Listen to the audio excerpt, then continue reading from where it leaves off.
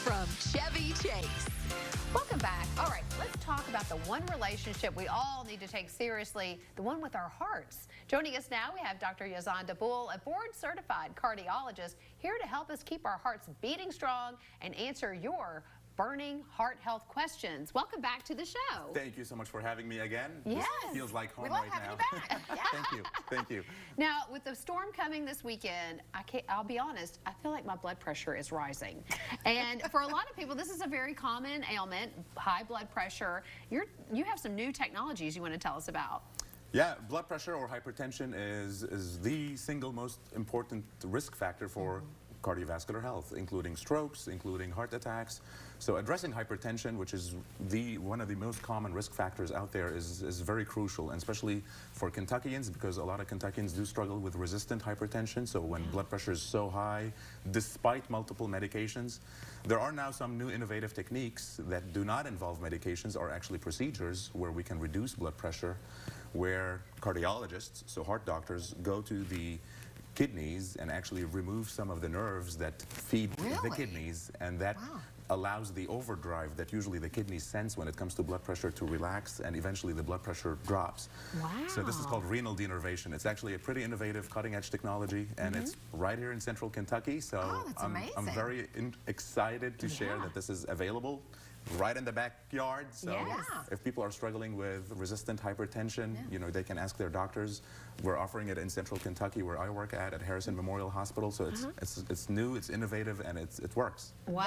Very cool. That's Very some cool. good news. Now, That's there's awesome. also some simple things we can do, right? I know that we drink coffee, we drink alcohol, a lot of caffeine in our lives with the energy drinks. Is there one worse than the other that we should stay away from or monitor more? That is an excellent question, actually. So, you know, all kinds of drinks with caffeine, obviously, you know, will raise blood pressure. A lot of this can be circumstantial or temporary, so the caffeine will raise the blood pressure while the intake is happening. But for the most part, people with normal functioning bodies, including normal functioning kidneys and cardiovascular system, their blood pressures should go back to normal. So energy drinks can be a problem for people with genetic conditions, because they predispose to certain conditions, including sudden death, if somebody has an underlying condition. But generally, we are always cautious with alcohol, because it can have long-term effects, including cardiomyopathy, so weakening of the heart function, and coronary disease, so blockages of the arteries. So alcohol on the long term is a very detrimental risk factor. Yeah. Okay. Ooh.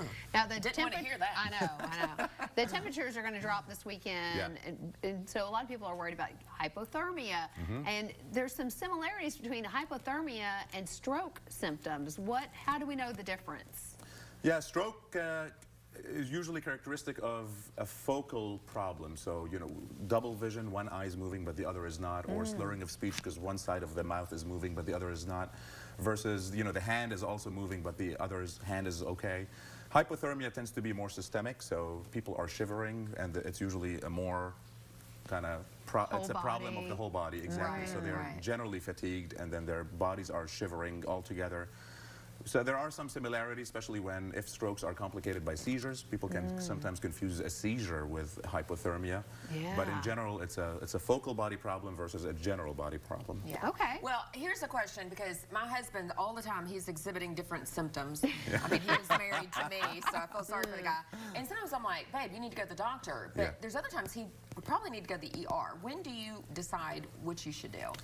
Yeah, a lot of it depends on the risk profile of the individual. So if that person is generally healthy, or if the symptoms are not long-lasting, and if they are not as intense, generally urgent care is not a bad place to start. But we do generally have a low threshold to invite people to the ER, because it's almost never a bad idea to go to the ER, even if that means reassurance. Things look good, you're okay, you don't have to go to the ER right now, you can leave the ER. That's always a better news than, I waited so long and then 2 days later now I have a heart attack because I just never addressed it. Yes, and you men are the worst about not wanting to go to the doctor. What is it about you men? I don't know. Now, one other myth that we hear all the time, or frequently, is that you could die from a broken heart. Now, is that just a myth, or is that actually true? No, that is very true, actually. Oh, gosh. So broken heart syndrome is an actual disease entity. It's a chapter in a book. And it's the official name is stress cardiomyopathy. So what happens, or the thought is, this is almost you know, theoretical, but there's a lot of evidence that show that it's an excessive adrenaline or epinephrine surge that happens when people are in an emotional state, including grief. Usually we hear about loss of loved ones or, you know, excessive amount of emotions in any kind of way, sometimes losing a property or losing money. And then that excessive amount of adrenaline can actually cause weakening of the heart function, which can rarely be fatal, but it can be. But for the most part, it is considered a reversible condition. So we usually give it a few weeks with some help of the medicines to help the heart recover. And eventually they recover. But it is, broken heart syndrome is a real disease. Who knew? Wow. Oh, You are so smart. you are. You should be a doctor. No. He is a doctor. Just kidding, just kidding.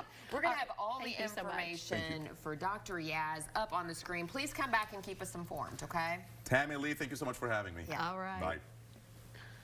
Now let's get to the results of our question of the day. And we'll ask you, because most doctors are notoriously not good at handwriting.